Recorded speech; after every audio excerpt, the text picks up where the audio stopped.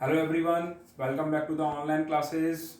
This is Shobhit Agrawal, welcomes you again on the behalf of Jyoti Academy. Students, we are daily learning something new in chemistry for class 12 and today we will discuss the vapor pressure. Uh, to understand the vapor pressure, we must know the process of evaporation, and that we have already cleared in our last previous classes that the evaporation is the process in which a liquid converts into gaseous state at any temperature below its boiling point. The same happens in the vapor pressure. Actually, in the process of evaporation, what happens that liquid converts into vapor form in the gaseous phase, and these gases expels or creates a pressure on the vessels in which the liquid is kept, and that's why we can conclude directly, we can say the pressure exerted by the vapors of a liquid, that is called the vapor pressure. Now the factors affecting vapor pressure means how vapor pressure can be changed here on which factors it depends. So mainly there are two points which are nature of the liquid and the temperature. Means on these two facts the vapor pressure will depend. Let us consider the first one, nature of a liquid.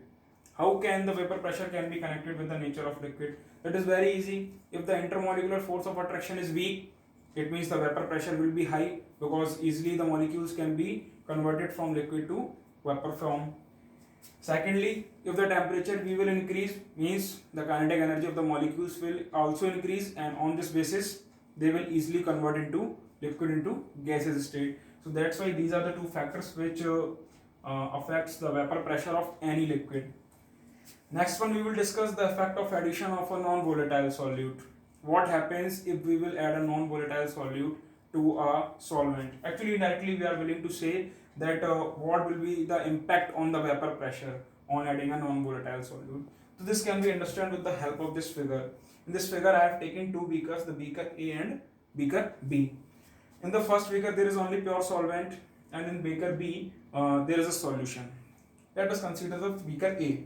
In beaker A there is a pure solvent, and we are considering that on the upper layer of the solvent there are various number of molecules of pure solvent. They will acquire energy from the atmosphere and will be converted into gaseous state, and these gaseous state will expel a pressure that will exert a pressure that is known as vapor pressure. In the second case, we are adding some amount of solute in this pure solvent to make a solution. I think the solution will be homogeneous and the solute will be spread evenly in the solution. That is, some of the solute particles will also be present on the topmost layer of the solution. So from in this figure, I have circled black. You can see very easily that the black circles I have made, they are representing the solute particles. You can see clearly that on the uppermost layer, the solute, due to the presence of solute particles, the number of solvent particles has gone down, and that's why the lesser number of solvent particles are going to be evaporated. If lesser number of solute particles will evaporate, so lesser amount of partial pressure will be formed. So that's why we can conclude that on adding a non-volatile solute to a pure solvent, the vapor pressure is decreased, and that is known as partial vapor pressure. Thank you.